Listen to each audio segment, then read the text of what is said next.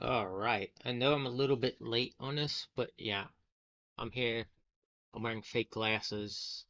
This is gonna be my something I do here on YouTube.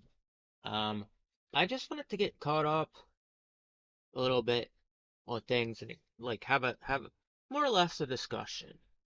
Um, so give me 1 second. Let me see. All right. All right. So we're gonna talk about. Sorry, my eye injury. We're gonna talk about the new hobby I got into, and I'm gonna do some research here for you guys while I'm live. Um, but this new hobby I got into two new hobbies, one of which I went back to again.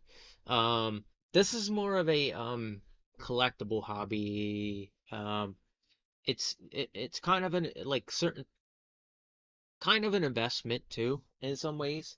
In case you haven't noticed, I'm actually in a completely new room also. I don't know. I don't know who's watching right now. I know there's like one person here. So so I want to just talk about this and kind of go about it. It's really become one of my few and favorite hobbies that I've gotten into because I've had so much luck with it. And believe me, when you go from like something small to something greater, you tend to start to, have a lot more fun doing it because you know that the outcome of it is going to be good eventually. And that's kind of what I'm just here doing right now.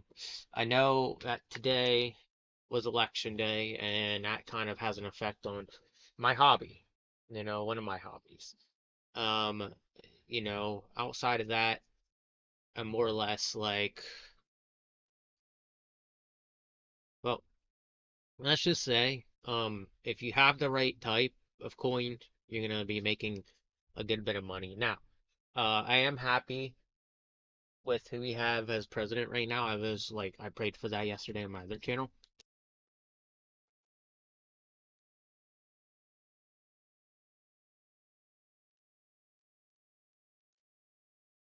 So I just wanted to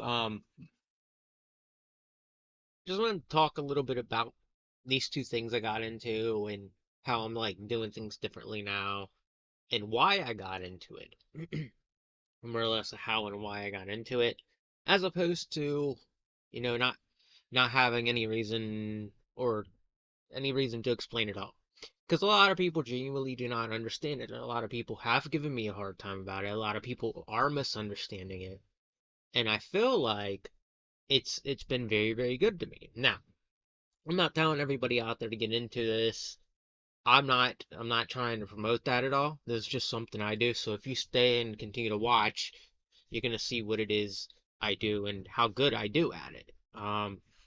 It's been interesting since I started this, and this is like week two, or like no, yeah, week two. Week three, um, is gonna be better for me because I understand better what I'm looking for now, as opposed to what I did when I first started. Now, trying to figure out where to start this. So, I have two hobbies right now. One of which is collecting um Pokemon cards, which I am doing very little. That's why you see me do that. I'm collecting them. I'm not playing them. I'm not like doing anything else with them besides, actually collecting them. And they're gonna sit off and gain value. Like I've been looking at the value I have in my small collection of cards right now. Once it loads, is at $23.88. And that is, you know, that's from collecting a bunch of small cards. Okay, I'm not collecting expensive cards. I'm collecting a bunch of small ones, and then I'm letting them sit, and then they're going to gain wealth. They're going to gain the price on them is going to go up pretty much. I'm not looking for the super expensive Pokemon cards. That's just something I choose not to do. But that's what I'm looking at here is my chart. But if you're wondering about it, I do have a book right here full of them, which I start this because somebody I know actually was showing me. that it might be good for me to get into this, and then I got into coins by myself, kind of. The coins were something I more or less, I, you know, I saw something one day. Now we're gonna go over that. We're gonna go over that. We're gonna go back a little bit, and I'm gonna talk about how I got into that. But first things first, I do have a bunch of them right now. Not many, but the stack has grown. I don't spend a lot of money on them. I spend $1 pretty much on each card, provided of what it is. But as you can see, this whole like front part right here is full of Lucario. I have, I've been collecting them, and then I'm gonna let them sit. I'm not gonna touch them. I'm not playing them. I wasn't planning on playing them. What I was gonna do is turn around and flip them out later for some money. That's the purpose of what I'm doing. That's why I've been collecting my cards. Now, the the cards I've been collecting, they're not a very overpriced. They're actually very inexpensive. Like the Lucario cards, I spent like a max uh one, two, three, four, five, $6 on on a set of six cards. Now, and it depends on what I'm buying. Because if each card's $1, which some of them aren't $1, I actually have been on occasion buying a full booster pack, but I don't spend a lot of money on what I'm doing. And people think, well, he's wasting how. No, I'm actually maximum amount I probably spent on all this in this book, and this is the amount I've covered so far. I've spent like $20 on a max. As for an investment in what I'm making back, now I'm making over $3.88 back if I was to sell the whole entire book off right now. That is provided if people want to buy the book off of me. But that's just how I'm doing it, and some of them I didn't even pay for. Some of them are just given to me. So max actually, I probably didn't even spend $20. Probably spent like a maximum amount of like $15 on all of them, and that's just how it goes. I go to this place nearby here, a flea market, where I'm capable of making exchanges with people, or like they give them off to me because they don't really want them and they want to bring you back. So these people at this market, what they do is to bring you back in, is to give you stuff sometimes. This is the first time I've ever in my entire life have experienced people just genuinely being, wholesome, respectful. Um, what's the word I'm looking for? It's it's southern hospitality. And that's the first time I've ever experienced people actually genuinely giving me stuff and not looking for anything in return out of it. And I've learned that that's okay. I've learned that, that's kind of a thing that people do here. And people are very, very kind here where I am. You know, this whole little city area I'm in. San Antonio is a great place if you are in Texas. That's where you genuinely want to go. You want to go to San Antonio, Texas, because it is genuinely very, very good, very, very great spot to live in. People are wholesome. People are very down to earth. There are people out here, of course, that are spiritual and they get into like really weird, thought processes and stuff like that. But I myself, I've made some friends. Uh, I have my people I like. Have my people I get along with. But I'm doing pretty well here. As you can, like, even the room I'm in is a lot better than what I had. That little small room I was in, I got sent to a different one. Mostly because I didn't have room in the one upstairs. Now, I am collecting stuff, so I'm not collecting big items. I'm collecting very little stuff. This stuff here, very thin. I don't need a lot of room for it. So, um, but more or less, outside of that, now that was the second hobby I started later. Actually, I started this hobby first, and then I got into the coin collecting thing, which that is going extremely well for me. Now, I'll explain that in a second. Um, what else? So, I started actually working out.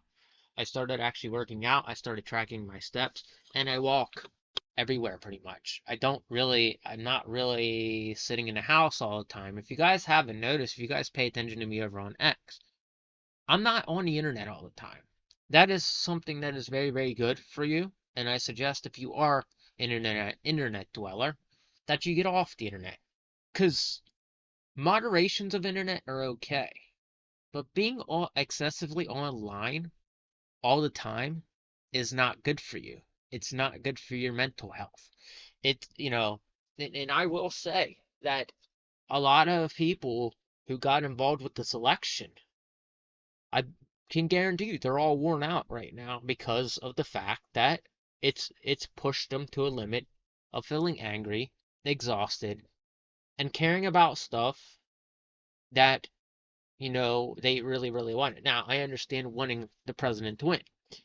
But the people genuinely care way too much about like who's winning and what's going on online. And I'll go here in a second and break it down. Um, Actually, I should go back and talk more about the Pokemon cards because I genuinely, cause okay, so yeah, let's take a look at some retro Pokemon cards and explain. I'm gonna have you guys understand why I've been kind of just like on this whole thing about Pokemon cards. So, okay, the value of first Pikachu card. All right, so if you go and you look at the value of the first Pikachu card, all right, so he's charging a lot. Wow. All right, so this is why I got back into Pokemon cards. Now, I'm starting to aim for the older stuff. I have the original War Turtle, which, like, if we look that up, War Turtle. All right. So the very first War Turtle card from the very first base set. All right. So now, as you can see here, this is about well, this isn't the price, but here, I have one at my grasp, which let me pull it out, show you.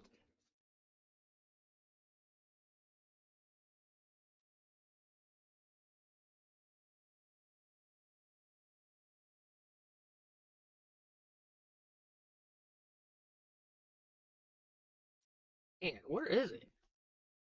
And it's weird because, like, the newer the cards, like, if you guys remember, Alakazam was like, take a card like the original Alakazam, and then turn around. Where my water guys? There we go. So the original War Turtle, okay, I have it right here in my hand. Now, it doesn't run for that much on the collectible website, but also we have to keep in mind that if we were to, if I was to go and actually try to buy it, somebody pointed this out to me. I would have to pay the entire shipping and handling for this very card here because of the fact that it's the internet. They want you to pay the extra money to, they want you to pay that extra money to have it shipped out and processed to you.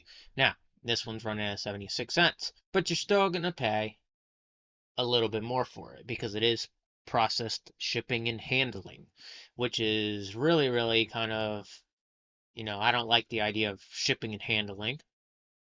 Um, Let me see. Tickle my mouth. What's the name of the app I'm using? All right, collector app. All right.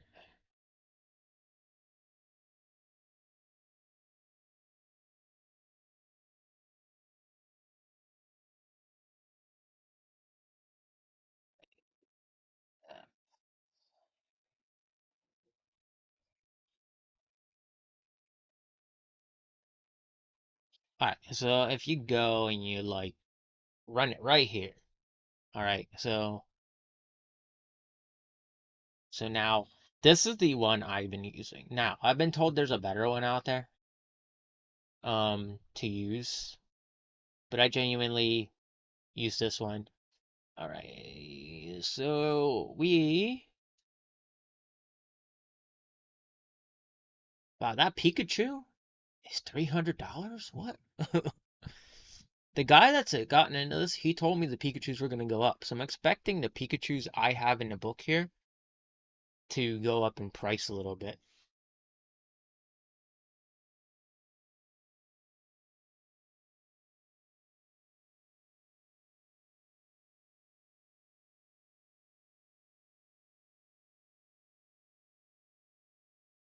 So, if we go and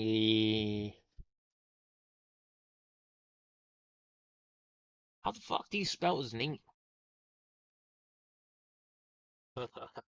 I need to figure out how to spell his name.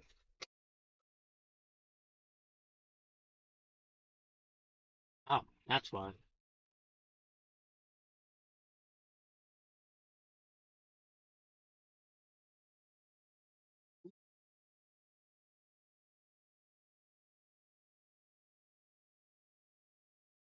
So here you can see, all right. Now here you can see exactly what it is on my phone, what I was like processing it. Now,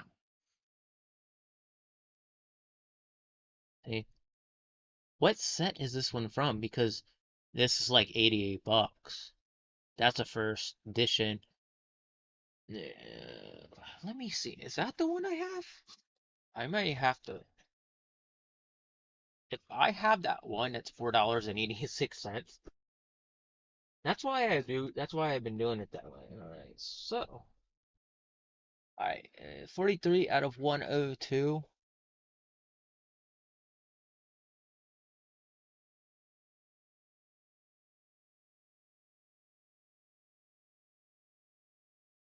See, the problem is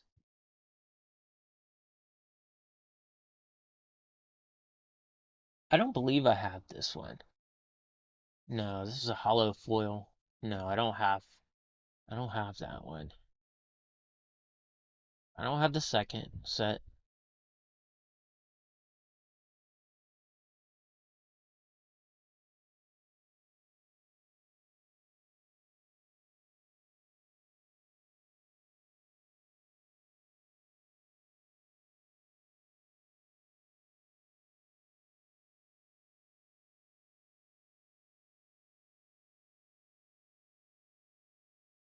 Is this the one I have right here? I want to zoom in on this. That's 42.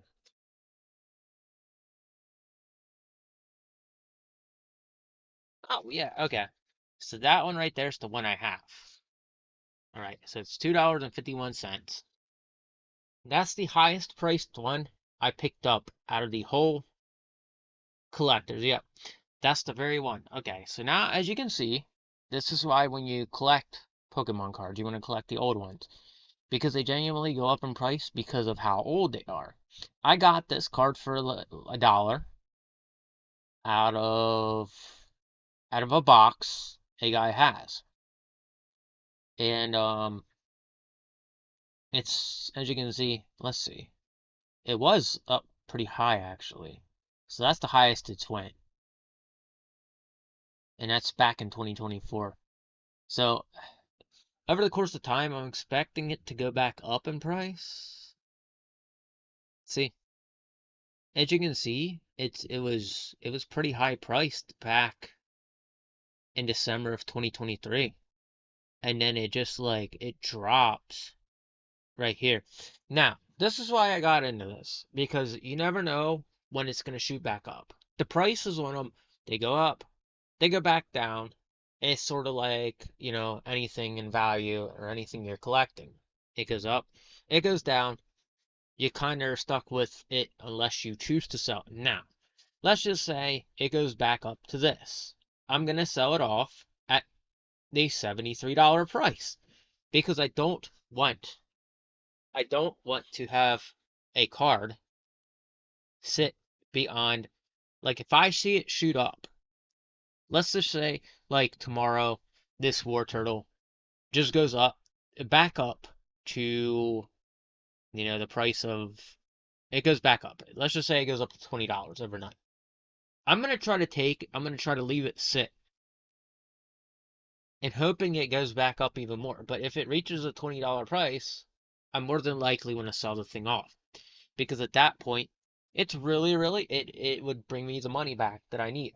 And this is why I started collecting the old cards.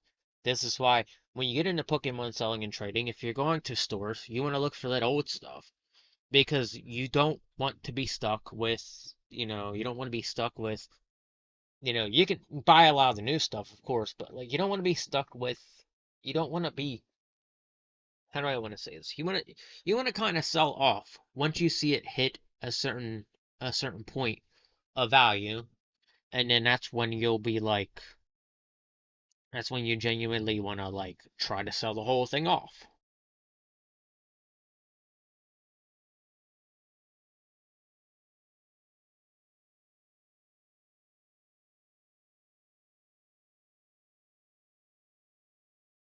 So, anyway, now that this is out of the way, and now that I have you guys understanding why I picked some of these, like another example. Okay, so let's just take a look at one of the newer cards I have, and there's a reason. Okay, so let's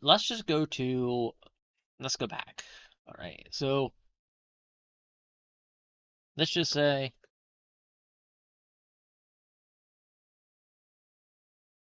how the heck do you spell it?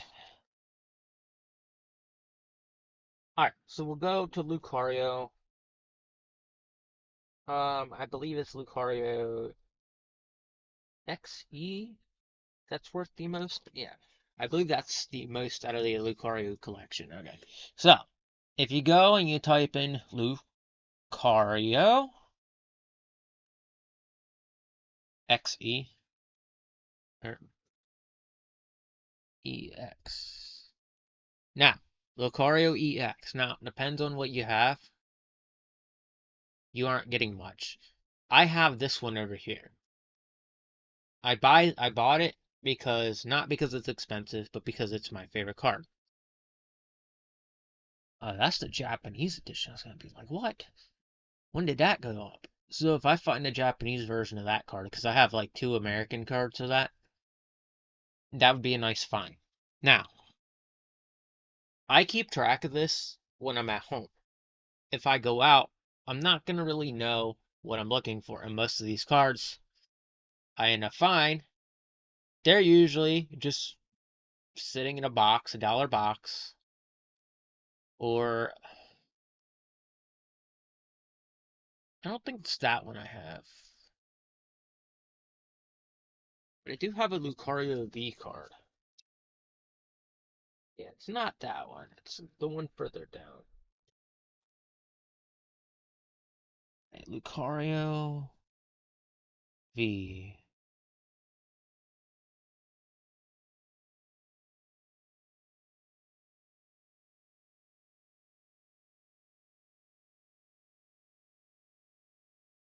So, alright.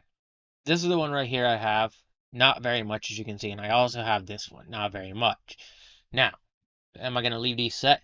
Hell yes, I will let them set. I would love to find this one. But, and like I let them set. And then, I'm hoping to gain profit. And then what I'm going to turn around and do is sell them off once they hit a high. So, sample. These cards, these new cards are going to go up in price eventually. And I don't know when. I'm going to keep an eye on it, but I don't know what set these are from, and that's why like I buy them outright. Especially if you have like I have the Blastoise Venusaur, and for some reason every single Pokemon set Charizard is that number one card that sells freaking well. That is very high in price, and it genuinely does well no matter what you do. That's why You get on these websites, you pay attention to what's going on, and then you'll have like, you might not have the most expensive card, but over the course of time, what's going to happen? We've seen it happen before where the original cards go up, they shoot up in a really, really high price, and then you have like a really, really expensive card on your hands. And that's what I'm doing with this. I'm not playing this. But if, let's just say, if I was to ever find out one of my cards went up, I would genuinely try to like sell that off. Now, that's that's kind of why I got into this as a hobby. That's kind of why I've been collecting, and that's kind of why I've been doing what I've been doing lately. I have been silent on the internet quite frequently because I didn't have the space to stream, and where I am now is more beneficial. I can speak louder, I can speak clearer to you guys. But going back to it, you kind of, when I first got here, I didn't, I was waiting for things to pan out. Now, this isn't going to be my last living spot. All right, for now, um, this is just a little bit bigger than what I had. I'm planning on getting out of here at some point and then moving out into something bigger, which I don't know when that'll be. And where am I going next? I have no clue yet. So let me go back and zoom in. Let me go back to the. Let me put a big image. The bigger screen. All right.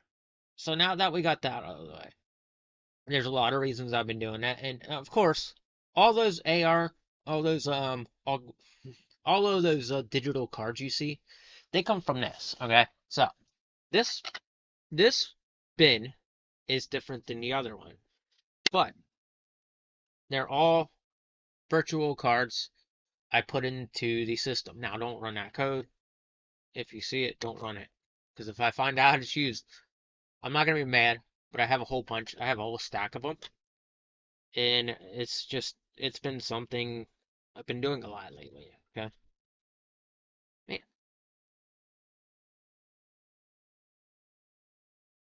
So as you can see here, this is a stack of digital codes I have. A coworker of mine that got me into Pokemon cards, he gave me all of these, and he gave me all of these because of the fact that he didn't really want to use them, and he doesn't really play the game as much. So I've been running them in shorts. I've been running them in shorts for you guys for you to have entertainment. All right. And so like that's why I've been doing things the way I do on this channel. I haven't I haven't been really relevant lately, and there's a lot of reasons why I'm just not relevant, and it's because, I was having this discussion earlier where if you're on the internet way too much, and we talked about this like right before I got into talking about my cards. If you're on the internet way too much, you will genuinely lose sight of who you are, track of what you like. You just lose yourself completely. And it's because what the internet does to us is it force feeds stuff. All right. So example, it takes what you look at, okay, and it'll put it into the algorithm. And then it'll like keep forcing you into looking at that thing until you end up liking that thing.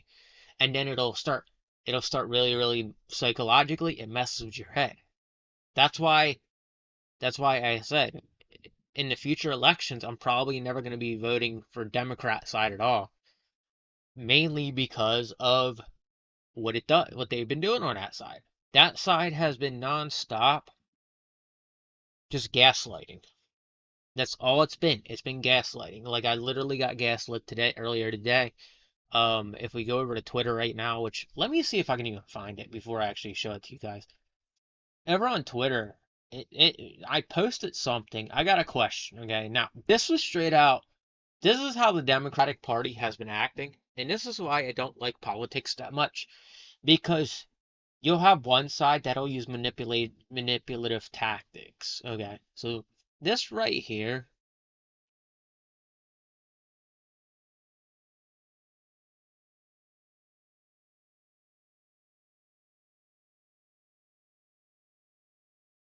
All right. So this right here was why I realized that this the past couple years, the internet, they've been utilizing the internet to gaslight people, to make them think they have, some mental illnesses they don't actually have. And that's where it all stems from. It's you're being on the line too much. So during the pandemic, that's why everybody got into streaming. That's why everybody got into YouTube. That's why everybody got into, things being on the internet way too much. Okay. And that's why everybody's like saying now go touch grass, blah blah blah. People still give me flack for it, and I'm barely even online anymore. And today it was happening where I was online. I have a guy in YouTube comments right now who's who's saying nonsense right now because he's spending too much time online because he feels like attacking me. This is the problem with the internet. The internet has been it's been a huge ball of nothing. It's been the internet was useful when it first came out. What I'm teaching you guys right here now can be kind of useful if you really, really want to get into it. Um, so the internet has become this big thing where you can just gaslight people. And it all stems from the Democratic side. This is why I won't be voting Democrat in the future when I do go vote. I was sitting there during this whole election, and I actually sat there, and today of all days was the first day I started realizing it, because it's after the election, okay? It's showed me that people will resort to gaslighting when they're mad and they don't get their way. That's okay. So example, okay. Okay. So when you were a little kid and you really, really wanted something, you did something as a child what most children do, and that is kick, scream, cry, say really mean things till you got your way. All right. Now, that's a childish behavior. That is a toddler behavior. That is a behavior a full grown adult shouldn't get into.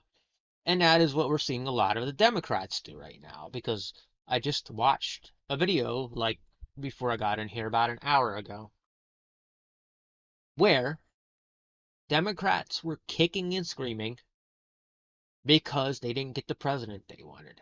And it's always somebody with, like, some blue mohawk or homosexual, transgender, even certain women are doing it. And I'm not, it doesn't make me like anybody any less. Personality wise, it's the worst.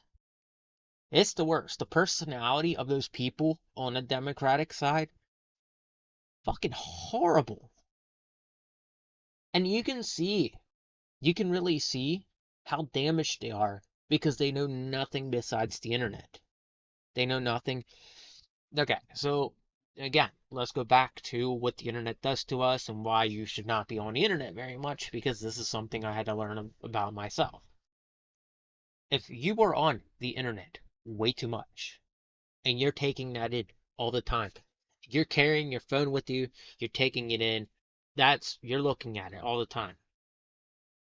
You are going to start being filled with a brainwashing tactic. That brainwashing tactic will make you act and dress and be a certain way. It's a certain mindset. It's called a hive mind mindset. All right, this is a brainwashing tactic that they do with the internet. The internet, everybody, the government kind of knows about it, but it's more like a psychology kind of thing. It's not the government doing it. It's a psychology kind of thing. All right.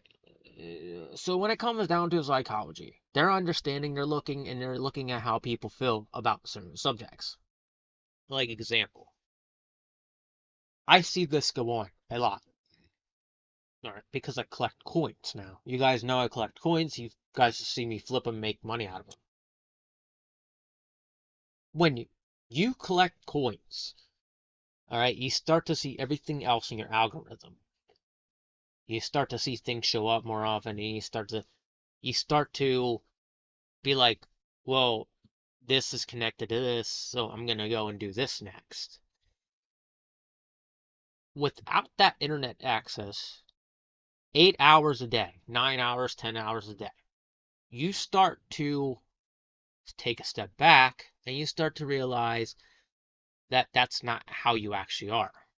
All right, that's what I've been doing, and that's why, like, when everybody sees me get on the internet and I do something, it pisses them all off because I'm not falling into their painted picture they think of me. And that's where they've all messed up.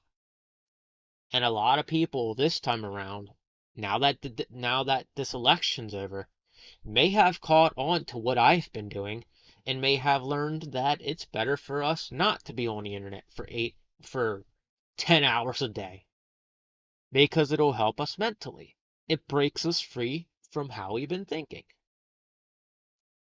And as a person who is barely online anymore, I will say I felt totally better.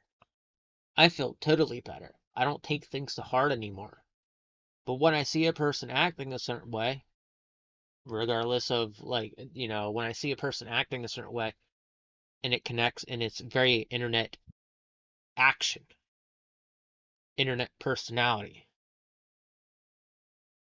I go, well, that person needs to get off the internet or is a Democrat and is mad they lost. But Democrats stem from the internet. The Democratic personality stems from the internet. Okay, it does. You take the internet away from people, they're gonna start feeling better mentally. All right. For years, I've had people, accuse me of having certain stuff. The only things I have are dyslexia and ADHD.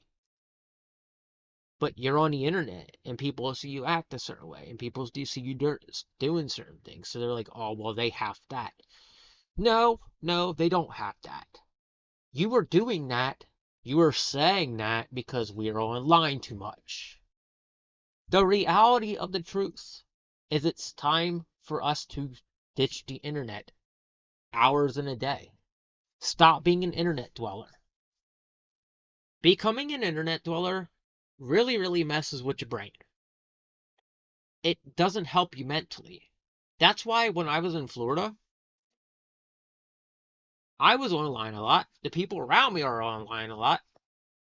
I don't see people getting the reality of the truth. But yeah, I come to Dallas, I come to San Antonio, Texas, okay? People are a lot more wholesome.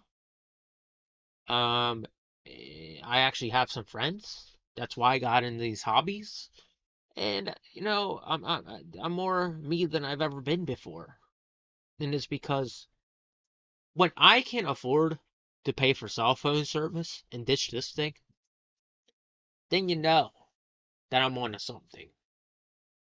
Then you know that it's time for everybody else on the internet to ditch these too. You can still carry this around, but you can make it a camera. You can take pictures with it all you want.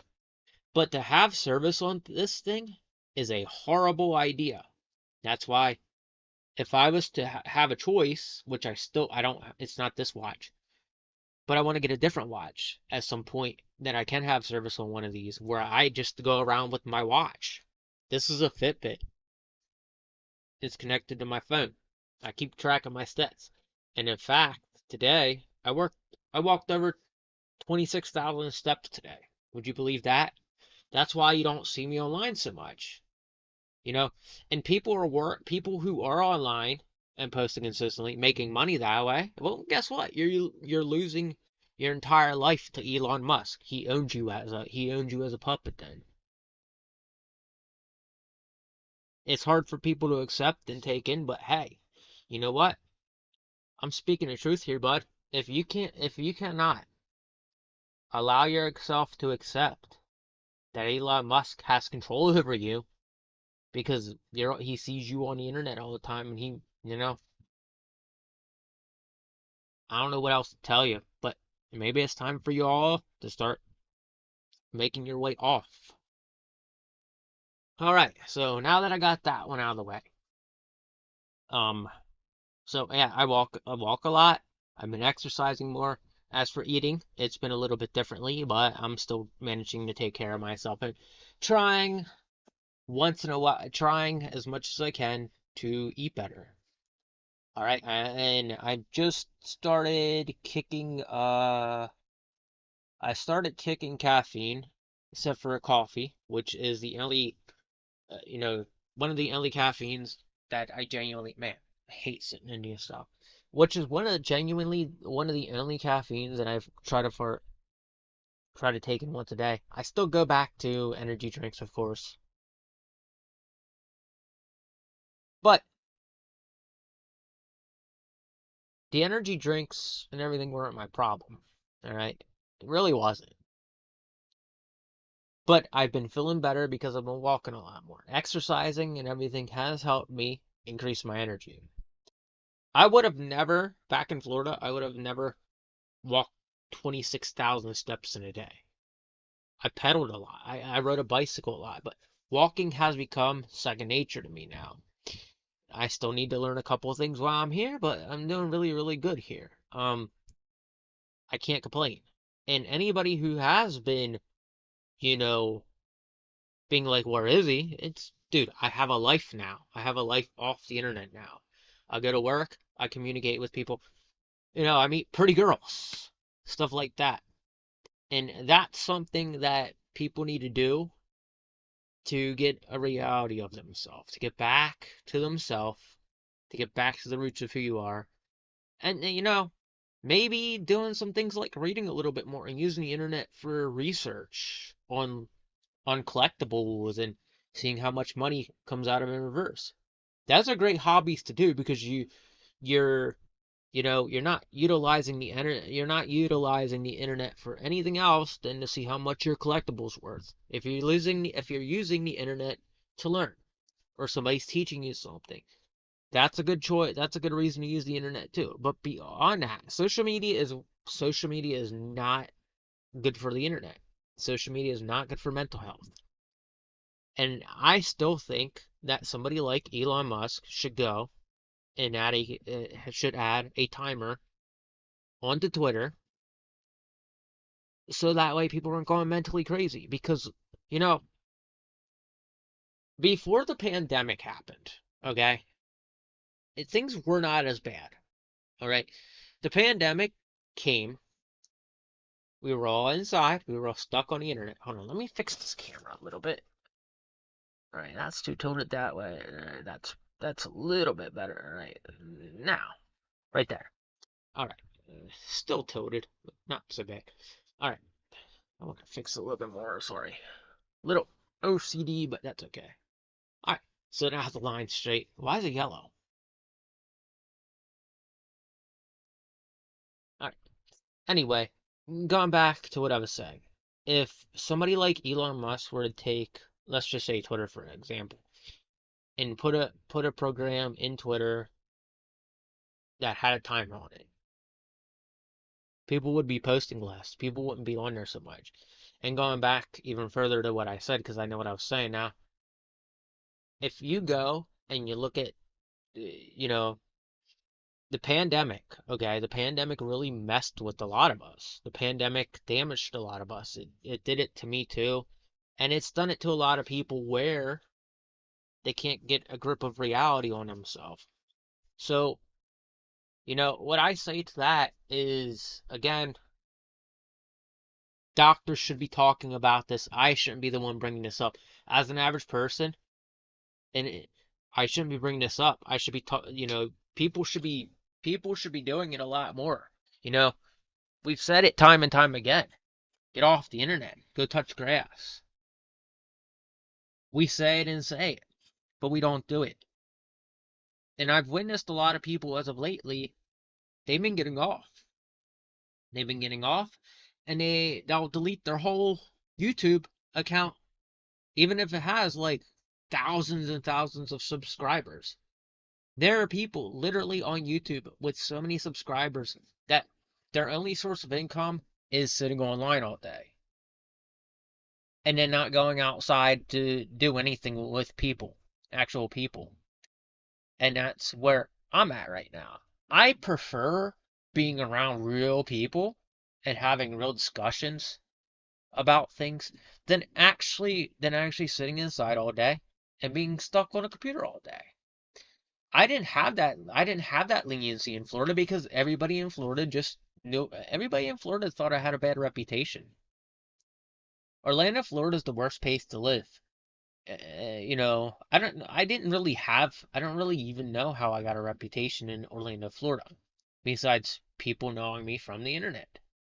And, you know, being in a certain area for so long and being on the internet so much can also give you a bad reputation. So, we're almost in 2025, and it's time, ladies and gentlemen, it's time for a change. The days of the internet need to be put away. Even my friend that showed me the Pokemon cards and I got into collecting coins with, he just was talking to me, and he pretty much said the exact same things that I said. Where, let me see, let me see what the one thing he said. He did text me recently. All right, my buddy from work, my actual job.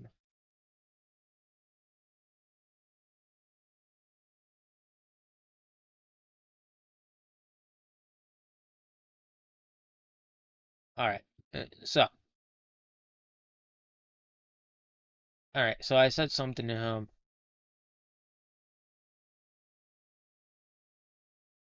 All right, so this is what he said, and I agreed with this. And I'm not going to show this off to everybody because I don't need everybody seeing a number or contacting him.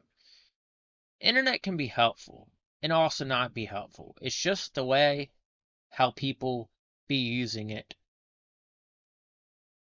for drama, and some use it to escape reality, and some use it for useful things in life, which I think is the best way to use the internet. But it exposes a lot and can be overstimulating. Reasons why I see people take breaks or get off from either social media or the internet altogether. So I get away. I get why society is where it is right now. And he's right. Society has fallen. All right. I'm reading the Bible right now. All right. So they in the Bible they describe something called the Antichrist. Okay.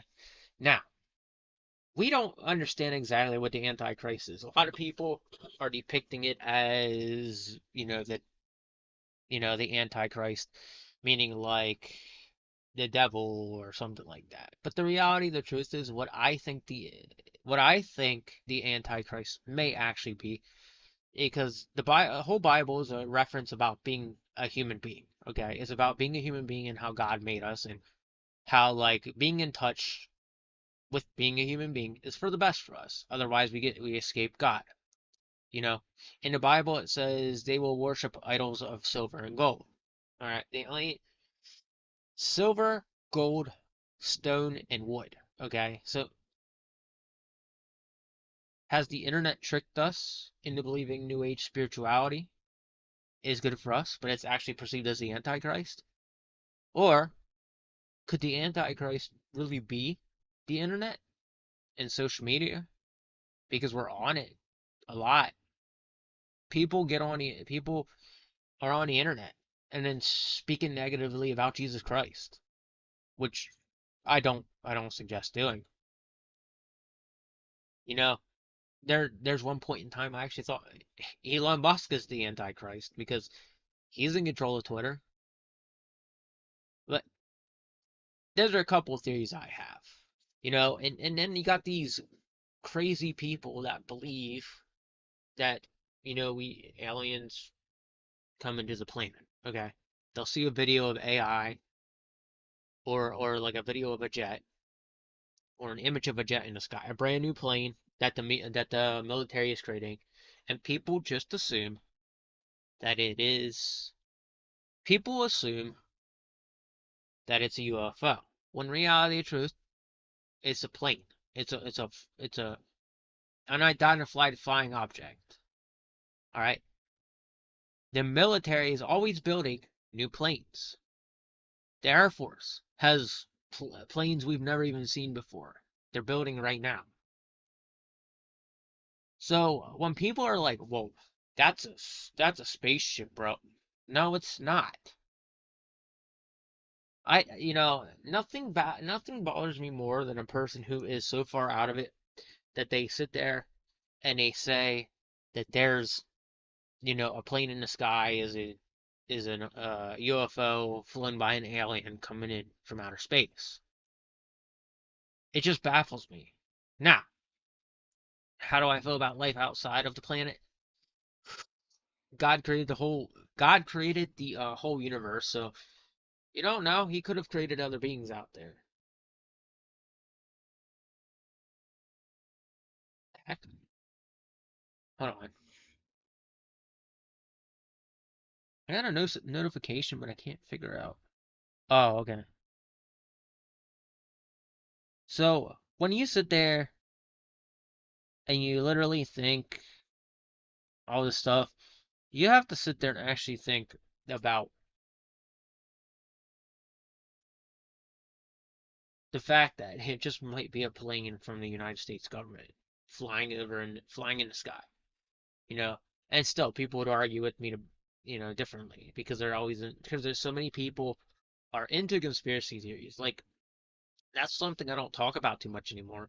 I do have my moments where I talk about it, but the reality of the truth is I don't talk about conspiracy theories like everybody thought I did at one point. And again, it's because I'm not on the internet as much. When you're on the internet way too much, you start believing in conspiracy theories that are just wild.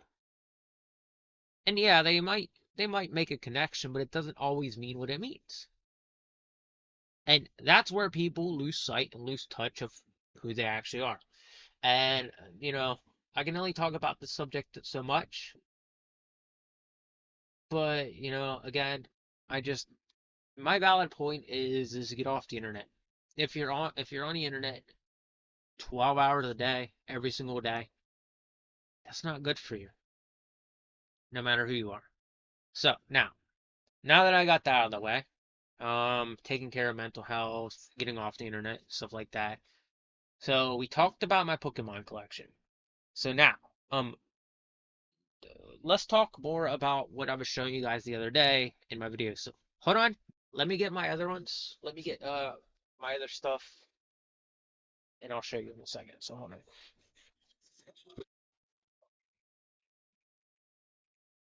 Probably loud.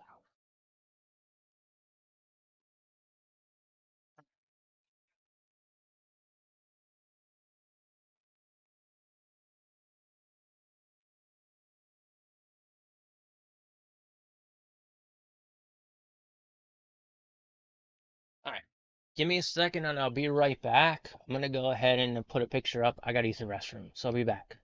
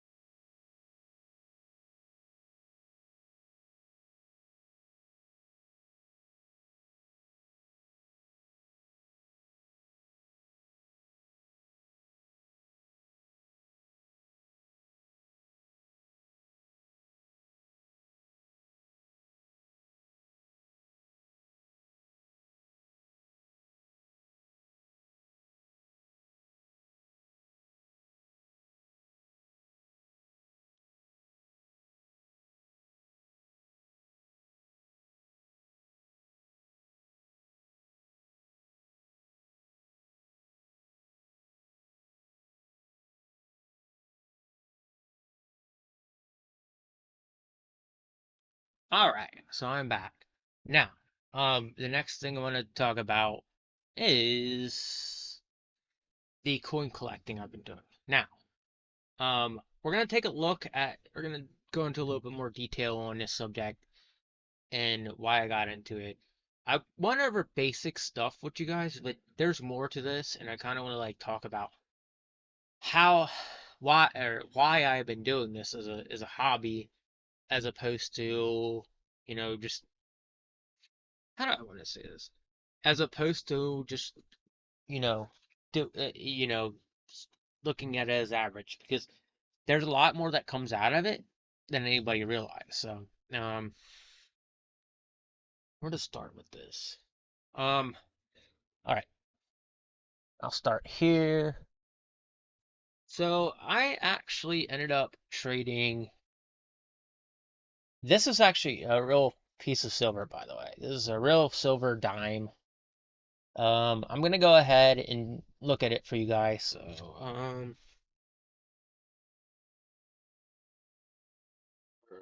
So let's see.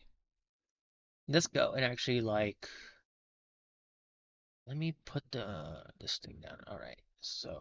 Oh, so this going back to this. Okay, so we're gonna talk about this before I get into everything else. Okay, so now this right here, I am on a walking app, and this. So when I talked about gaslighting anymore earlier and all that, okay, gaslighting is something that the Democrats do when they don't like something. Okay, this is something I've realized that now that the election's over, and I saw it a few times today, I was like, they're actually gaslighting a lot. They gaslight so much to the point that it makes them look stupid. And part of the woke agenda is making yourself doing stupid stuff and pushing that on to everybody as if it's their fault. Now, this was a question I got from somebody that they see what I'm doing right now, and they see what I'm doing right now, and it's been something that it's been somewhat kind of gaslighting. Okay. Now, this question was formed in a way of gaslighting me. Okay. So the question goes, what negative patterns from childhood have you continued into adulthood? All right. So whoever sat there and decided to ask me this question is either somebody I used to know or somebody that's looking at me right now and I used to know them, and they're still just assuming I'm the same way. When in reality, the truth is, the people that actually genuinely know me right now, they know this isn't me. The people that actually are in my life, they know that it's not me. So when somebody's asking me this question, this is probably more than likely somebody I used to know, somebody I used to communicate with and talk to.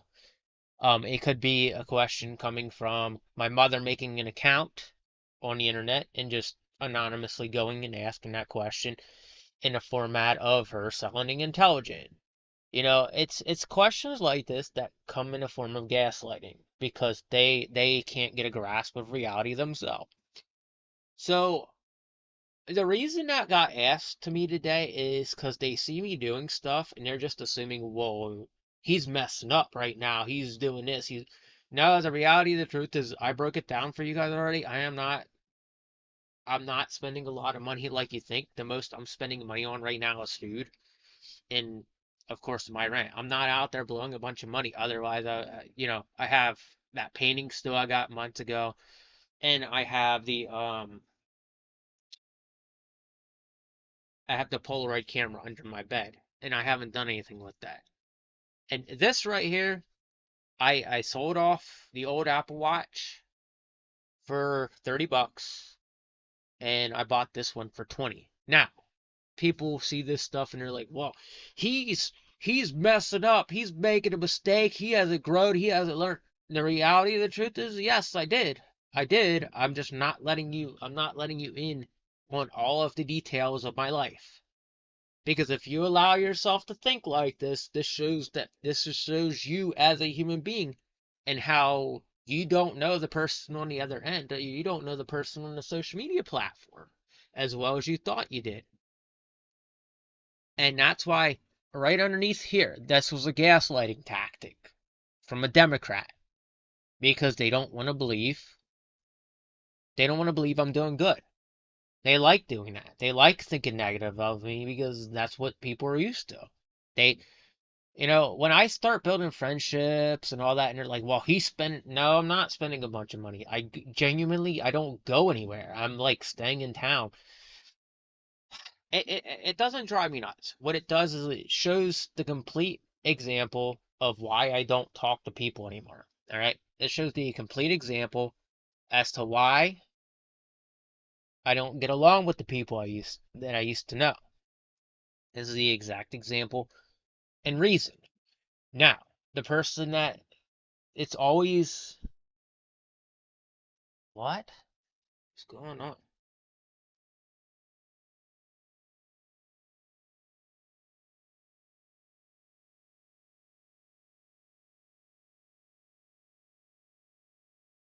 Is that true?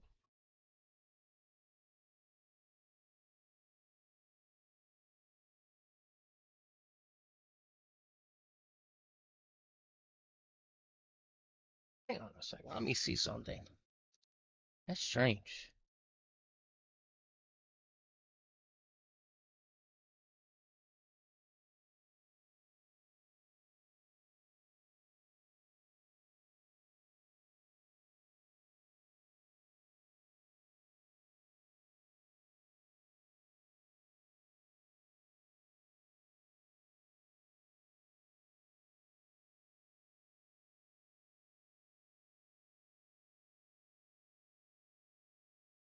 Hold on a second. I'm trying to figure something out.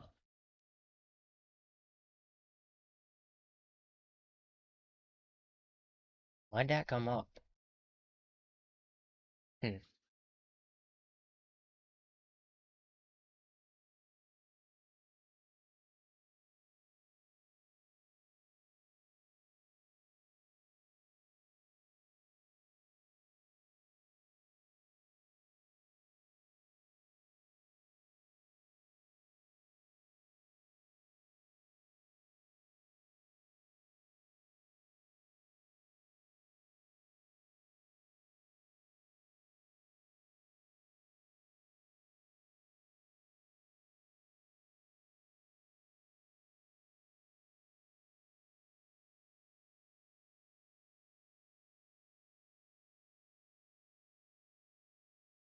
Weird.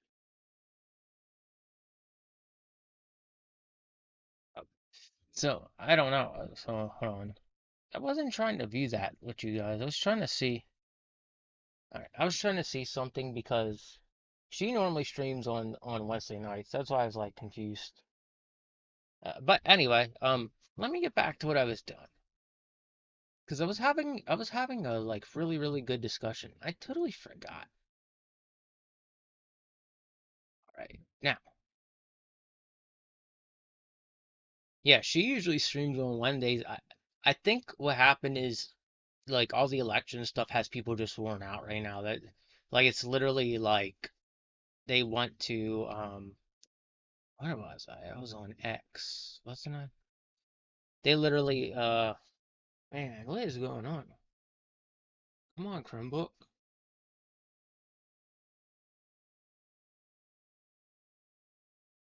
My Chromebook may need to update it. It's been so out. It's probably more than likely just outdated. So, back to what I was doing. So, I was on Twitter looking at something. So, anyway, going back to what I was saying, the Democrats like to gaslight people. That's their main motive of doing things, and that's how they got people to break down. Gaslighting is a key example. of how you can make a person break down and make them believe everything you want them to believe. If somebody's not on the internet too much, they will handle themselves different, and they will handle themselves different, and they will go about things in a way in a way of handling themselves without actually getting into too much drama. The moment I normally see drama, I usually just ignore a person or I just go about my way. A lot of people are used to me, being dramatic and all that, and I'm not as dramatic as I once was. Being off the internet again, it very much does help you, and it helps you get a grounding of you know life in general, and where you should be doing things, or like what you should be doing instead of being on here all the time. And so that's why I was saying Democrats and people in general, the internet dwellers. Most internet dwellers are Democrats, and that's something you will learn after being online so much. Now, let's go back to the coin thing. So, let me pull up Google again. We are going to search that coin. So that piece of silver I showed you guys like 20 minutes ago. This one right here is a piece of silver that I want to check out for you guys, and I want to show you guys that it's a bit up there in price. So, if I go and just type the description in on the coin, you can find it that way. So,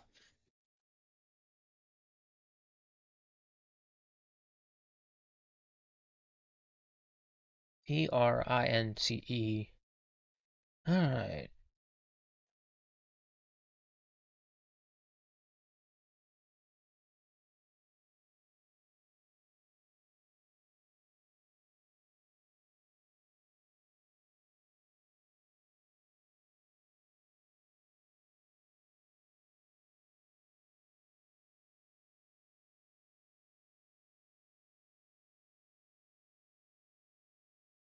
Actually, you know what?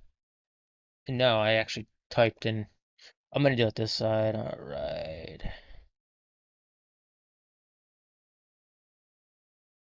Actually, DG Rex. I'll do it this way.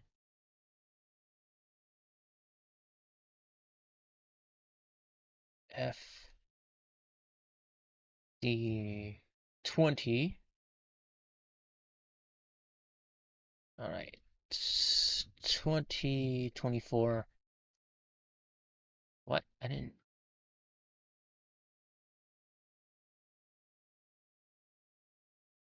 So now, let's go in and pull this one up. All right.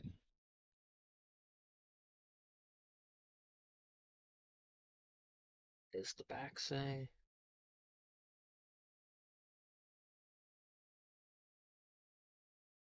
Tenth of an ounce.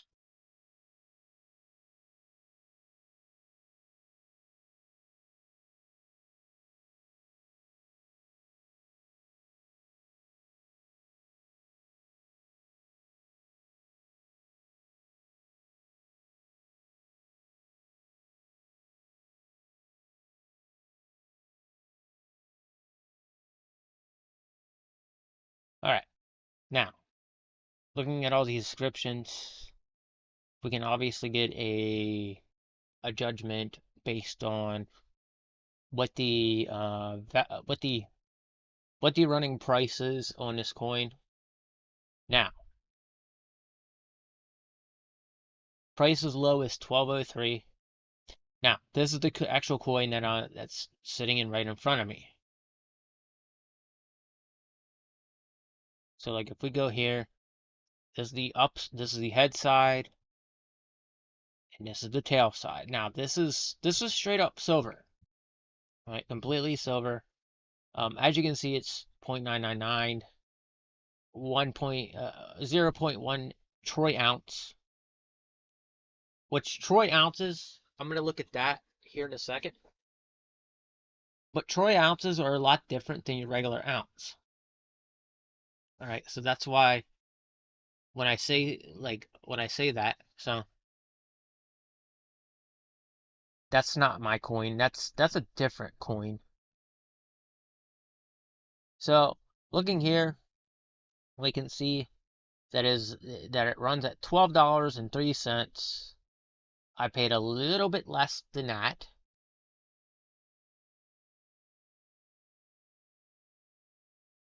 So if we click here, we can kind of find a price here. So they're charging a little bit less here. They're charging a lot less here than what what I paid for it. So it depends on where you get it from. All right. So if we go to like shopping now, that's platinum. It's $15 there.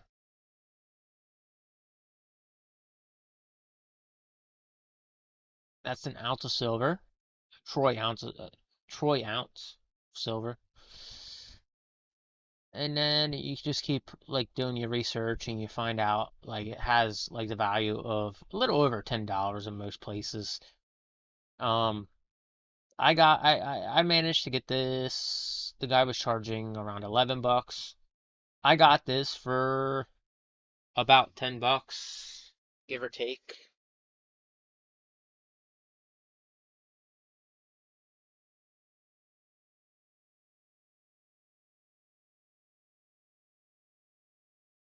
So right here, it's 11.49, which is about the price I got. Like he was selling it. Again, I got it for a little bit less because I make trades for this kind of stuff. So if you're ever sitting there wondering how I get like some of the stuff I do, I work in retail. So in retail, when you find certain things in your drawer, you can exchange stuff out for it. Like example, if you go and you like let's just say you're like you see a coin in there. Like example. All right. So I do this all the time in my drawers because I can afford to. It's because I have a little bit extra money. Like these are dollar coins, okay? Now, here, let me zoom in. Let me put the big screen up and I'll show you guys exactly what I'm talking about. So these are Sacagawea dollar coins, okay? Um, zoom in on it. So if I go and type this in, that's the back. So these can be used as a dollar, okay? Now, if we go and we just go and look the price up. What age is this? This is 1957. So if we go and we look the price up on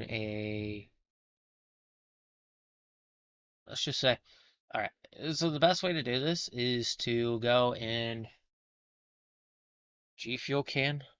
I don't know where that came from. All right. So we have to look at something on the back of the coin. United State of America. $1 coin value. So that's way too much. $6,000 for that? That's way too much. And that's at 2000 too. I'm not getting 2000 for that. These people on the internet here, like I said, they don't even think properly. So right here is not even that. I wouldn't buy it at that.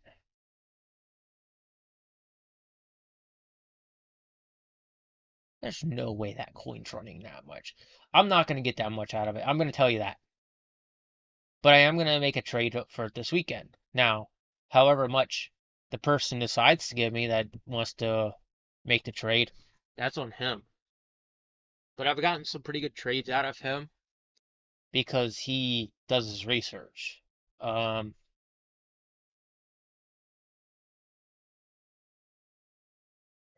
So what happened to Google? Why did it change? Copy.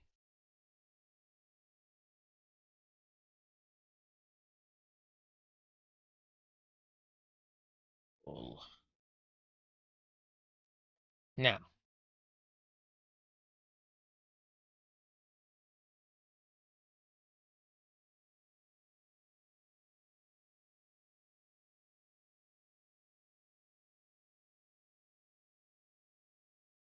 uh,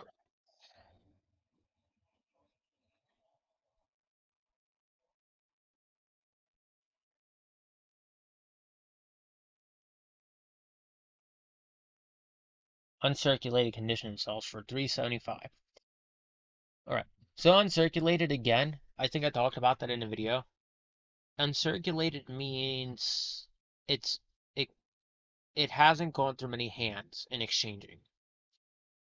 Um, and depending on how much I ask him, like it depends on how much he wants to exchange it out for. Like these coins here, I don't know how much he's gonna give me for it. And when I go this weekend, I'm gonna find out. All right, this is why I've been getting into this because I've been making good exchanges. I've been getting a good return on some of my coins, and then on top of it, I buy gold too, which I'm gonna show you guys here in a second, and we're gonna look at that a little bit more. So like the Sacagaweas, I paid $1 in my drawer for them. They run at $1 if you're using them at a store.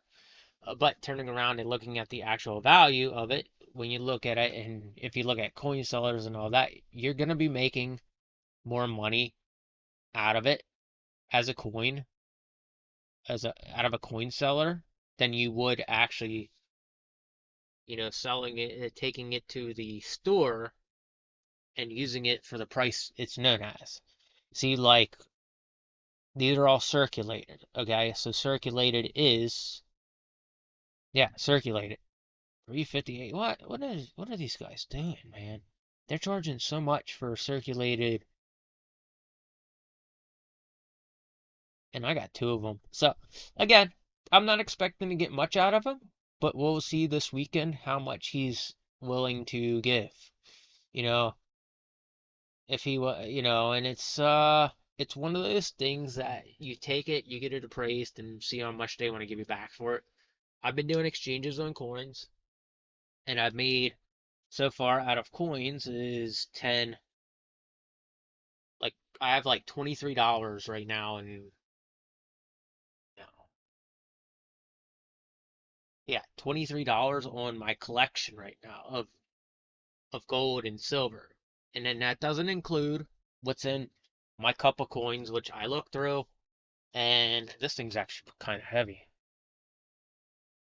So this whole jar right here is just full of like random coins I look through. No real value on them, as far as I know, but there's some stuff in here I'm skeptical about, and I looked, and I can't even tell unless I have like a one of those magnifying glasses. So that's what I would need to get if I really, really wanted to dig deep into this. Now, is the other thing we can look at while we're here. Now, if you're looking at coins and you're looking to trade and you're looking to make some bank off of your coins, okay? So let's go back over. Now, I've heard that this coin, and I know for certain that this year on like this year particularly on coins is very, very good. So outside of the bicentennial wheat penny, there are other coins you can look for. Now, you really, really have to know what it is you're looking at here. All right. So like example, if I go right now and I type in a 1964 dime. So 1964 yeah, 1964 dime value. Okay, so if we all right. So as you can see, a 1964 dime circulated is worth 285. All right. So let's type that information again with the dollar coin. Okay, so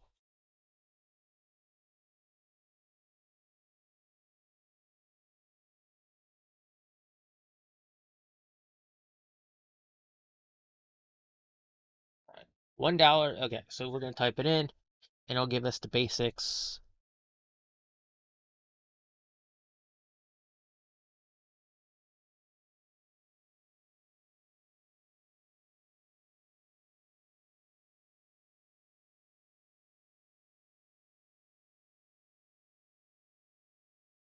So they're saying at face value, it runs at, there's a um wait, are those P? Yeah. So if we type in P,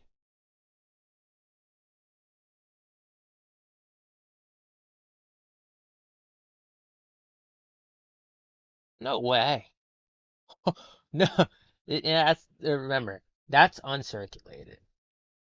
So the circulated coin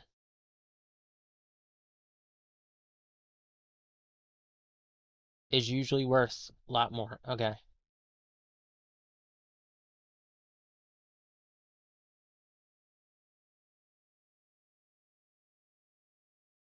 So when I take this to him this weekend, all right, regardless if he actually wants to do anything, I'll try to exchange it off. Now, this doesn't mean I'm getting this out of that coin. This just means this is a price that's circulated. Okay, so I'm gonna say this: if I come back with at least a couple coins in my hand on Sunday evening, I will be one happy person, and then I'll take it and hold on to it for a little bit, depending on how much it is, and I'll bank out on it, which means I'll exchange some of it for actual like cash and currency at the bank or whatever, wherever I can take it to get money out of it. That's just what I look for in these coins. Now, every single weekend, I've been having good luck with certain buyers or certain traders, and then there's other people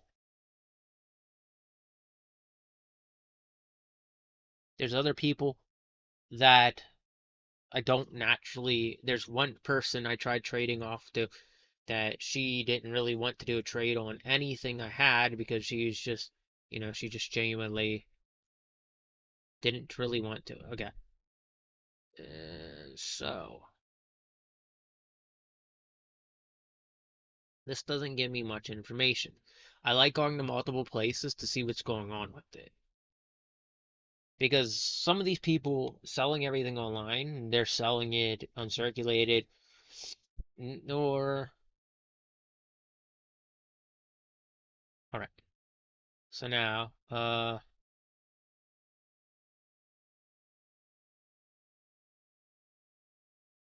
see, like right here.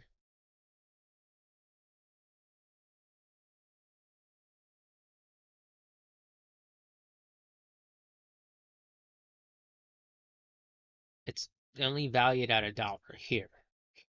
That's why you go to many different places and look it up.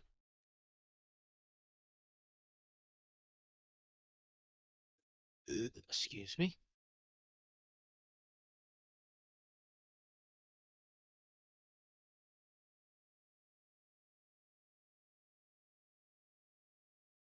So now,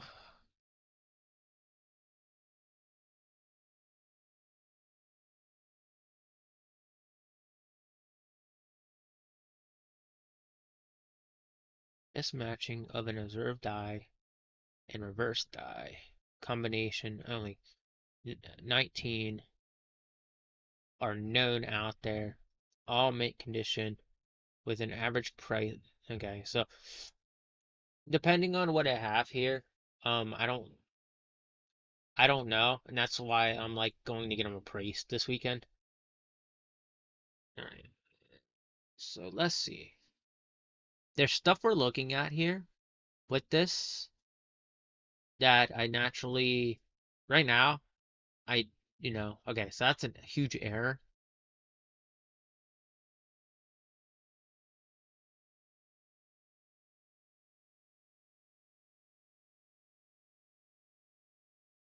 Doesn't have value. Have to have air to be valuable.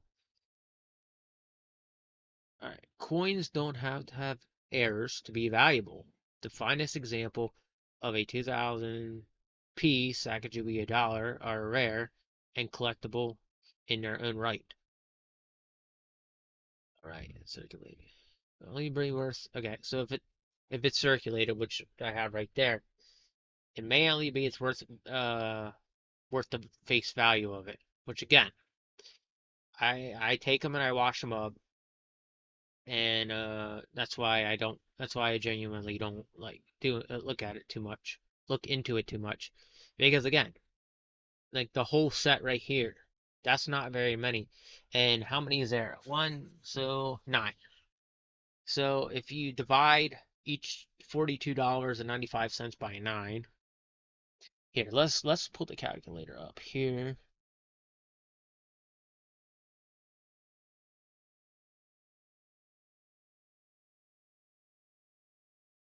So calculator.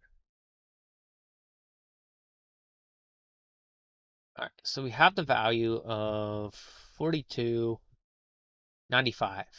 Now these are minted. Like these are brand new. Okay. Divide that by 9. So $4 and 70 some cents, 77 cents in general. That's a D.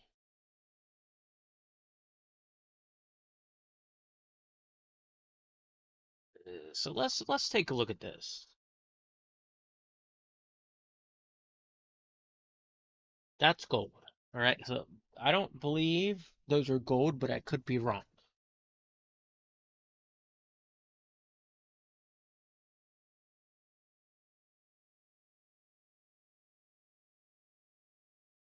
Because I remember when these came out, they were called gold dollars, and that's why I like wasn't. That's why I wasn't naturally sure.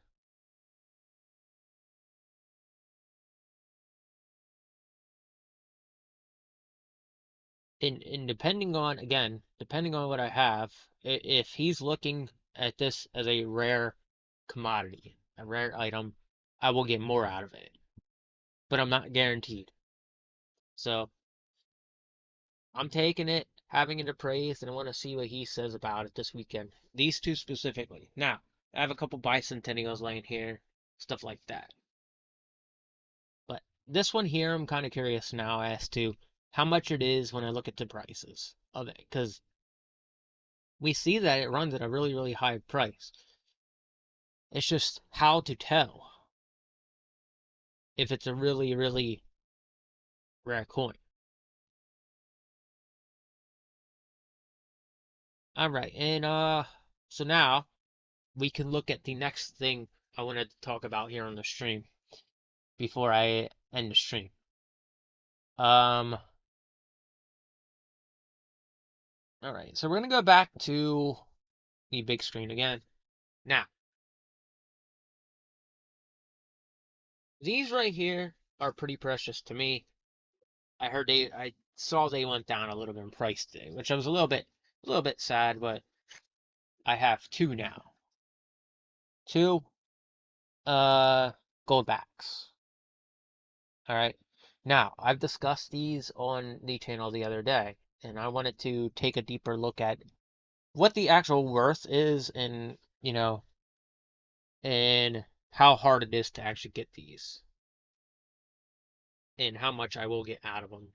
So, each individual state has one.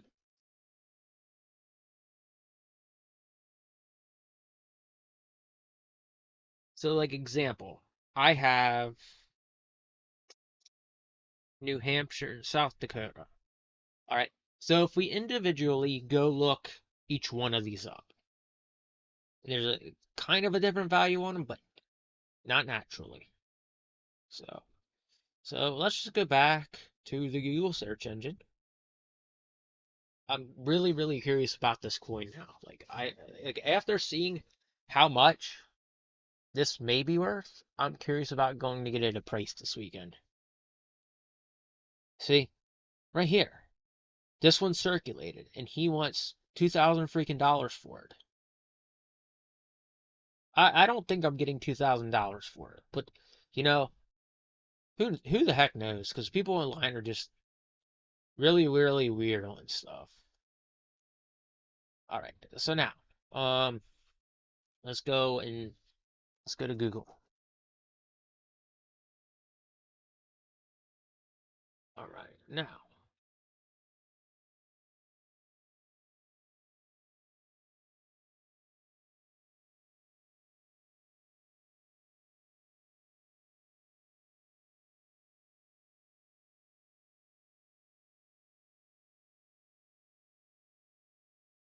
see right here. Okay, so Nevada is running at 385 right now. So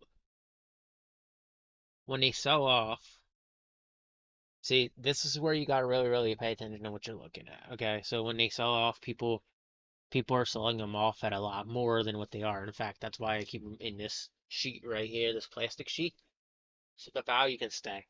Because if you're holding them a lot, if you're holding them a lot, you're not gonna get that same value out of it.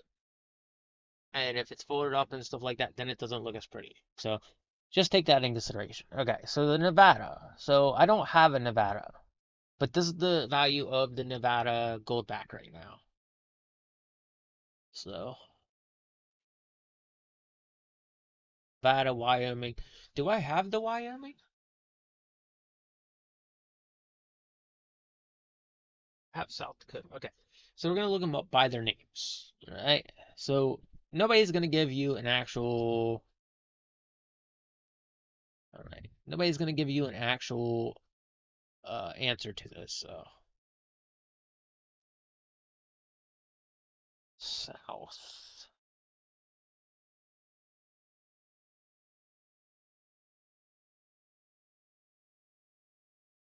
South Dakota. All right. Now, that's 5 pieces for like. Why is this guy selling it? Okay. Is that the one? That's the $1 one. What?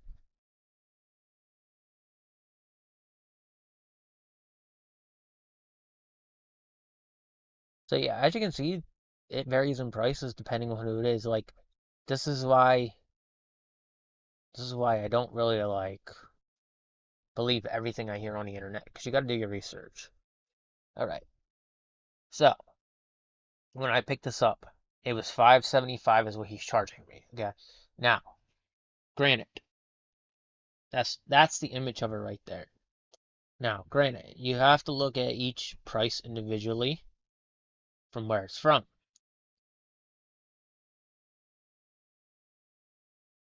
because you're not gonna get one answer. And some people are gonna like charge way more than it is.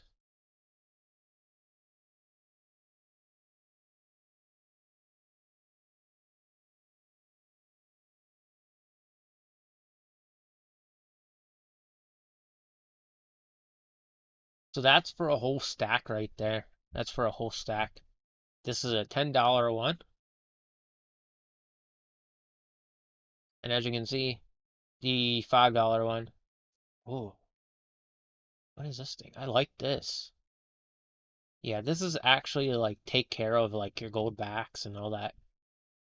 I would love to get a box like this. All right, so going back to it, I have South Dakota and I have New Hampshire here. So we'll look at New Hampshire in a bit. So 575 is what this guy is sold it off for me. Not this guy, but the guy I go talk to. Now, he does it in a way where he's not charging the shipping fee and all that. That's why he does it how he does it. And right here we go, 526. So as you can see, it's ranged around like a $5 price. Now, this is why I don't really listen to Google too much either, because you're gonna get different answers. Like, oh, that's not, no. So that's the, yeah, 557. As you can see, it ranges around the same price. Now, I'm just waiting for like these to go up in price, and I'm holding on to them. All right. Now, if we go and like search, let's just say we go to for sale, okay? Now, we can see that over at the for sale, the Nevada one is selling pretty good. And this guy here, he's selling it off at 661. This guy here, that's a 20 pack of for 110. He's selling his off at an extreme price. And then if we go here, 385 on average. Now, that's what Google says. Now, this is all under the radar stuff. The reason I paid 575 for it is because it naturally that's what they're running everywhere else on the internet, and that's why he sells them at that price. But if I was to go use this out in the wild right now, like a store, if I really wanted to and I found out a place was using it, I'd be paying that much. So, again, we see it there, 538. So, yeah, I felt like they got the best deal out of it everywhere. So now if we go and we type in New Hampshire, New Hampshire. Again, as you can see here, first one is 528. He's selling it a little over what it should be. Um, this guy's selling it for way too much. 799. It depends on where you go. Like I said. So okay, is that the whole entire? Oh, that's the five. Okay, the number five.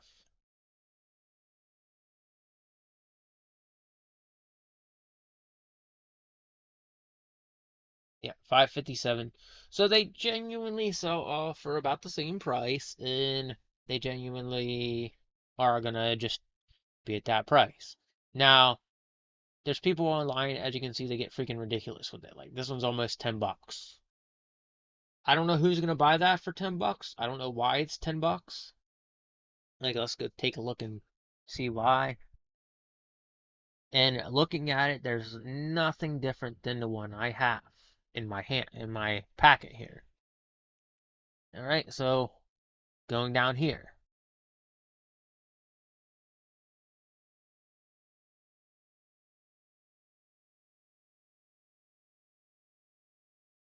Okay, so that's the $5 one, number five one.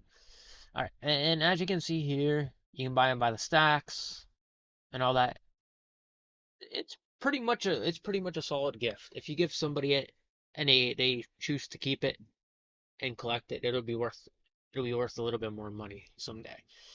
Um, that is why I got into collecting gold and silver and all these things I have been recently because I see the value in it. And a lot of people, they don't want to believe, they don't want to believe what I'm reading, and they don't want to believe I talk to people who know what they're talking about. Like those Sacagawea coins. Normal people see them at their face value. I don't see them that way because I naturally don't look at it like everybody else does. So the bicentennial quarter here. Okay, we look at that.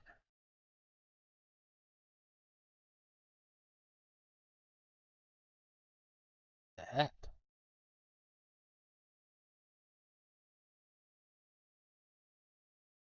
If we look at the bicentennial quarter value,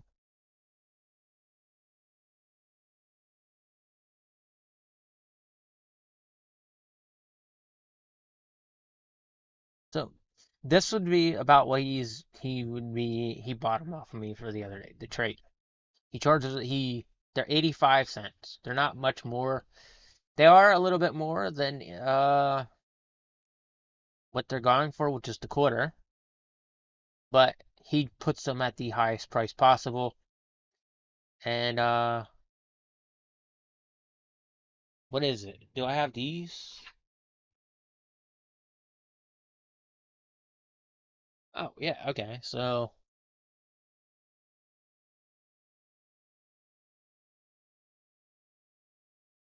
So the D value is about the same as their standard coin. So like I have one here without the D.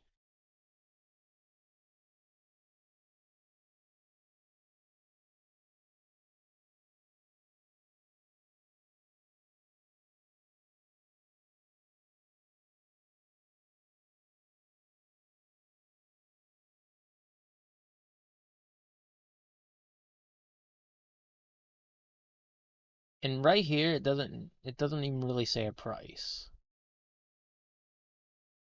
And see, the thing right here is having trouble figuring out if that's the actual quarter I'm holding or not.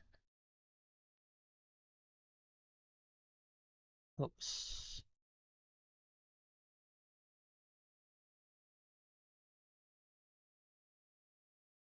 Because they all genuinely look the same to me.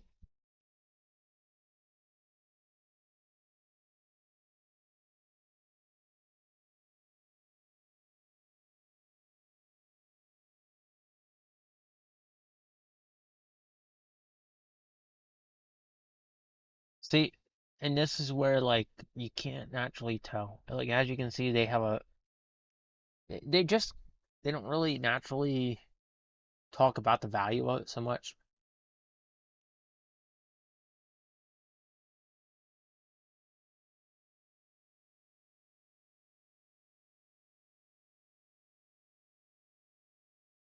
But this is why I genuinely got into this.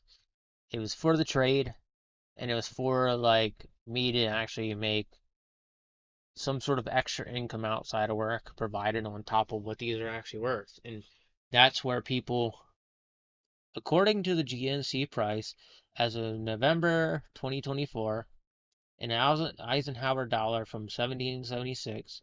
So that's not it.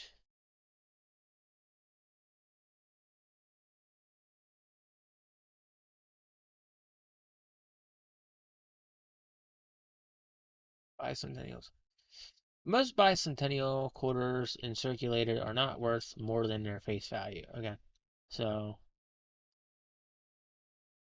so all honesty, I collect the bicentennial quarters because they are harder to find in an average quarter. But when you see a lot of them come through, you start to wonder: are they actually worth keeping, or are they worth trying to trade off?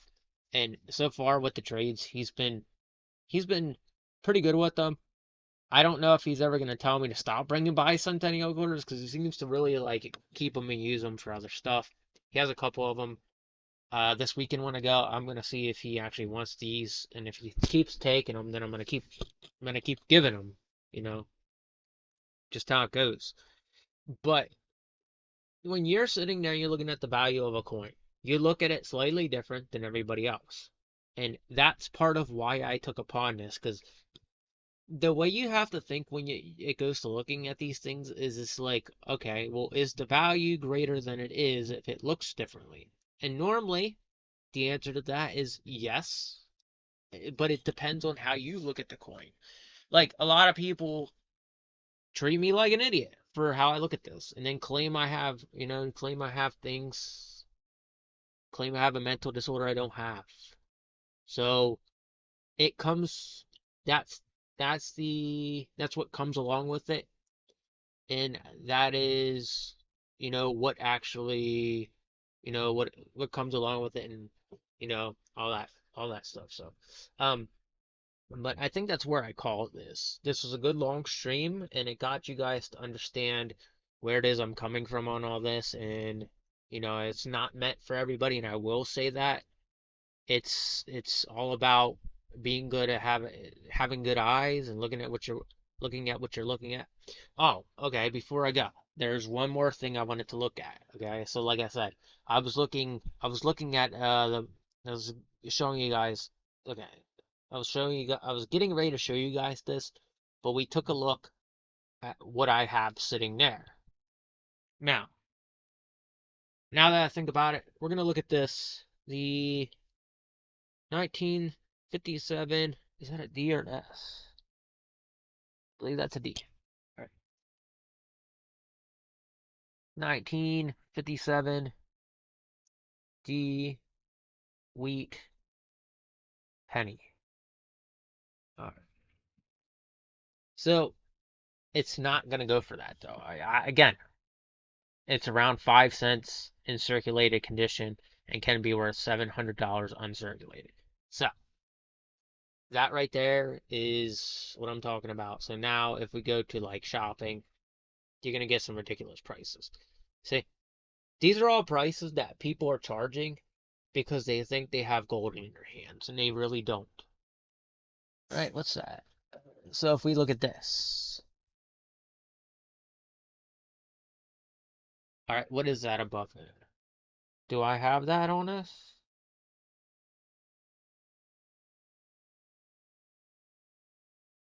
All right, so what are we looking at here?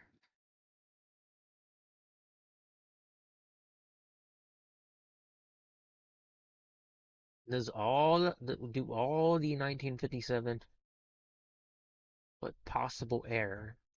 So he's pointing at something that could be possibly an error. Now, if let's just say we go to this one, okay? Well,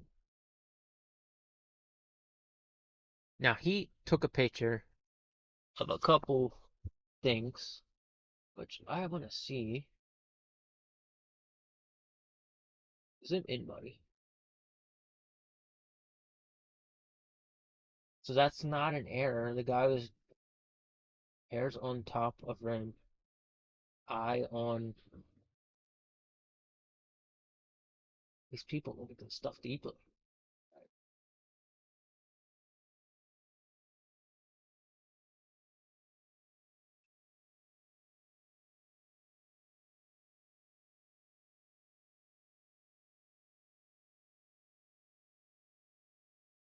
See, this is where I start going wrong. Um, like they're charging a lot for something that I can't even really tell. And the only way to tell is by looking through my phone. So let me do that quickly, and then we'll go over one more. We'll go over one more thing.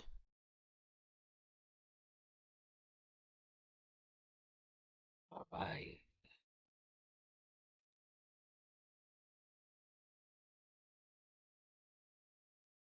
So it looks the same as what I see on there.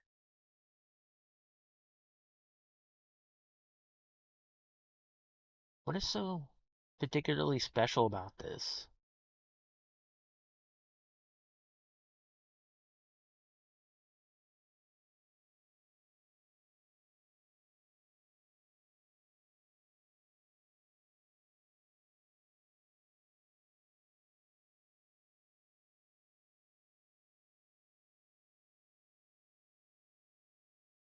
Please read description. So, alright.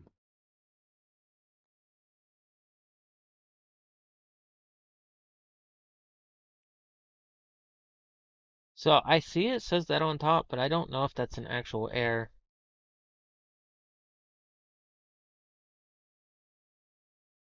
Yeah, I do not know if that's an actual error because I see that on mine too. I wish I could show you guys.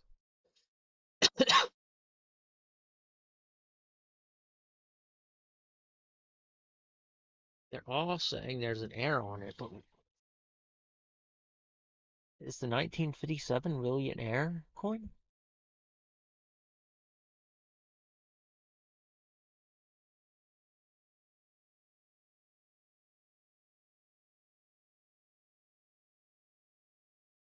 Alright, so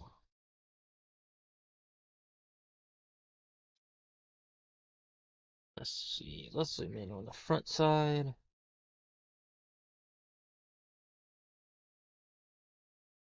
Well, okay, I see. So there is an error on this. So that one right there, he's charging at 300. Um, all right. So the B right there.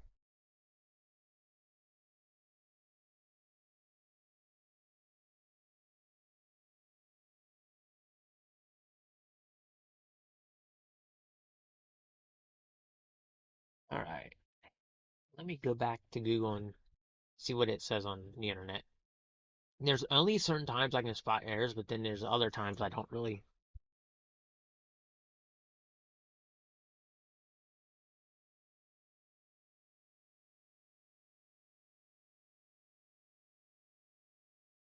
All right,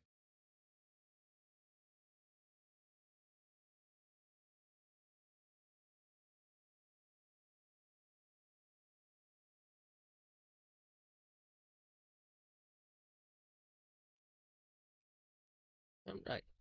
Coins conditions, grade, and presence of any minting errors primarily influence the value. All right, so I got the B filled in, and whatever that says on top, which I don't believe that's going to give the coin value, but I see that there's an error on the B,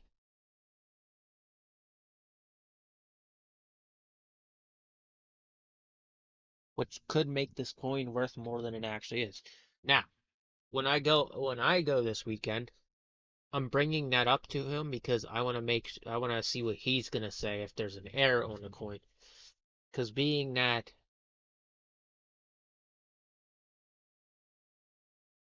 all right, a repunch artwork is an error, the result from a double mint marking.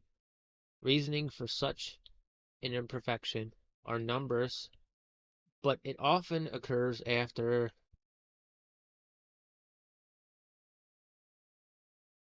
mislining a second punch. The 1965 DD penny cost typically. What errors do I look for on wheat pennies? Double die or missing letter can be worth significant. Alright, so the filled B is the only thing I can actually depict as the coin's error.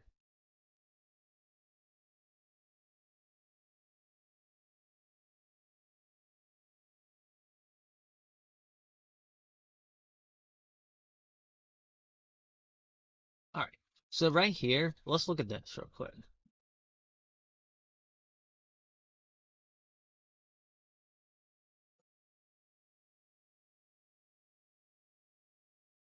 So,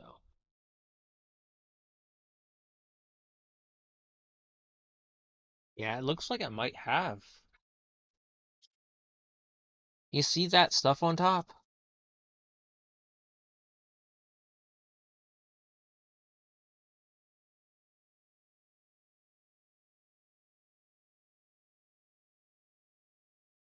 Yeah, this thing might be actually worth more than what I thought it would be. So this one's definitely gonna go to market this weekend. You know, if I can bring back good money off of that penny, I'll be good. I, so apparently there's an E missing. I need to. All right, let's see.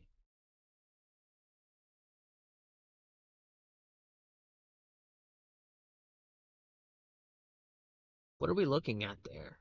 So he's saying up here there's an error,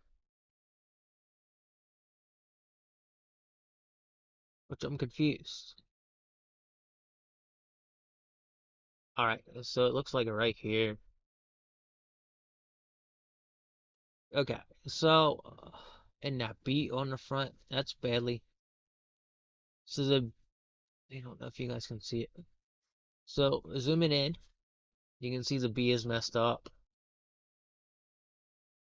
This is why you look at things really, really close, and you can see. All right, so if now that I can see it better. All right, let me zoom in again on the back side of this and see. Oh boy,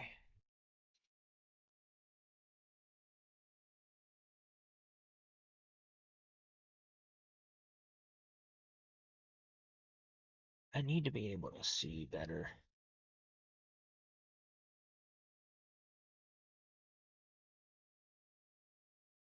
So yeah, this one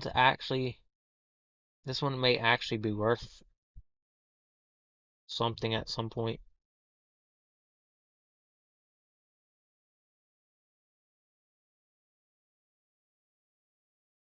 I'm gonna have him look at this weekend, and he's gonna determine if it's air.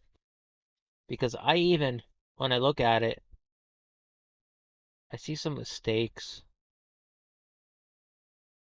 Like the B is off,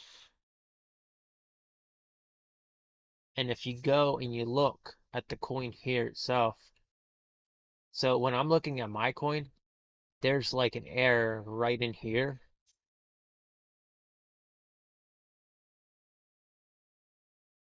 like a really weird line. I can't tell if that's actually part of the coin or what it is.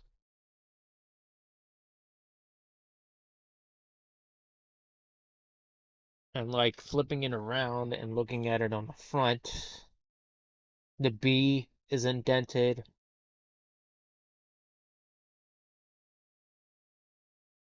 Everything else is printed pretty nicely. This is why you need a magnifying glass on your freaking yeah. This one's definitely I'm gonna check this one deeply with him this weekend. I feel like I got a lot of nice stuff here. Um, I'm gonna find out this weekend what he says. All right, and the last thing I actually wanted to look for, help you guys look at, is this. All right, 1964 EART quarter value. All right, so the 1964 quarter value can run at $6.25 and 8.75. How do I know if my 1964 is rare? Now, a 1964 is silver. That's why you want to look for a 1964 and all that. I know